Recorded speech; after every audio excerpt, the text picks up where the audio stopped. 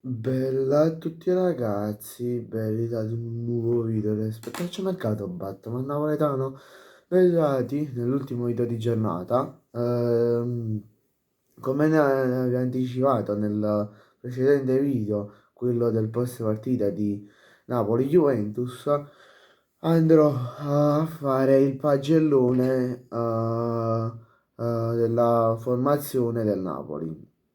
Però solo della formazione del Napoli, non della formazione del Benfica, perché sennò questo video lo devo fare domani e sinceramente, tra virgolette, mi scoccio, perché domani ho altri contenuti da fare e da portarvi e diciamo non c'entra tanto un pagellone su altri contenuti, però vabbè. Poi non so se vi porto pure, se domani tengo Genia, forse, ma forse proprio, non vi assicuro niente, vi porto pure quello del Benfica, e poi non so che tenga Genia e Farimana. Se penso solo ai contenuti video, vabbè, passiamo al pagellone. Allora, Milinkovic Savic, prima vi dico tutti i titolari dal primo e poi le riserve.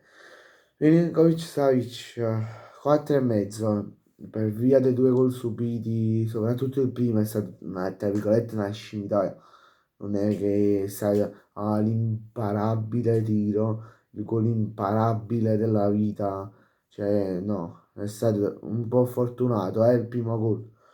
Buongiorno, 6, Rachmani 5, Beukema, San Beukema 6 e mezzo. Oliveira che concede il gol 5, secondo me chi lascia Milano una potere, cioè non era fa. Gli unici due che hanno fatto una gran partita, ma veramente, McTominay, tra l'altro che il caso vuole, ce l'ho dietro, Elmas, che prendono entrambi, secondo me, un 7, che hanno fatto una gran partita, secondo me, i due migliori in campo del Napoli. Il capitano Di Lorenzo, secondo me, ha fatto una partita da 6 meno, secondo me. Non ha fatto chissà che una partita come fa sempre dal 6 e mezzo, ma un 6 meno. Son merito. Noah Lang, 5 e mezzo, non ha fatto chissà che, non ha fatto un granché come ha fatto nelle altre partite. La stessa cosa che vale per Neres, che però prende 6 perché almeno qualche azione l'ha creata, un paio nel primo tempo e uno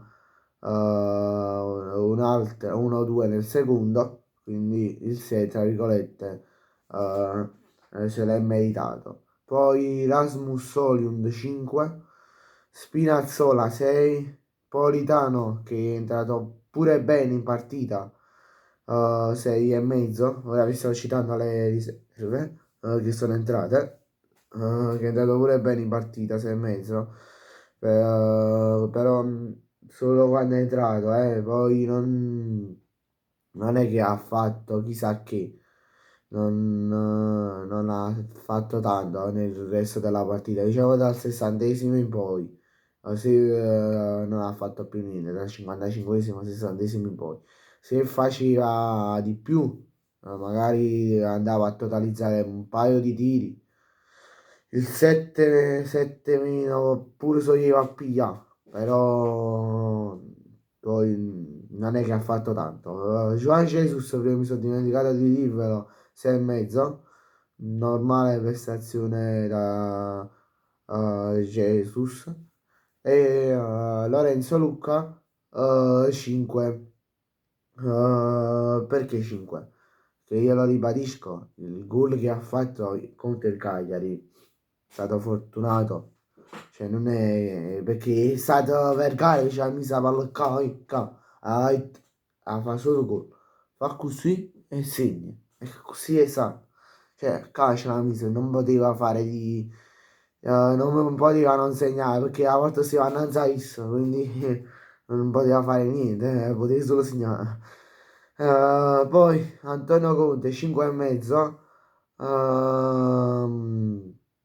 non ha fatto, cioè non ha tra virgolette incarrato, come si dice in napoletano, non ha incarrata la formazione, oppure non ha incarrato la giornata giusto, cioè non ha incarato la formazione giusta.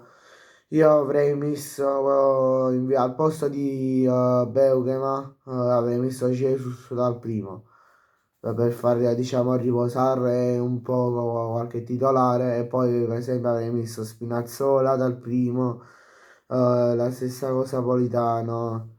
Diciamo avrei fatto di riposare un po' tutti tra virgolette, cioè tutte le riserve le avrei messe. La stessa cosa per Lucca, l'avrei messa nel primo tempo, poi secondo tempo, il secondo tempo l'avrei tolto subito, tipo al 45esimo appena inizia la partita. L'avrei messo giusto per far riposare qualcuno. Bene ragazzi, grazie a tutti per la visione, ci vediamo in un prossimo video, mi raccomando, lasciate un bel like e iscrivetevi al canale. Ciao!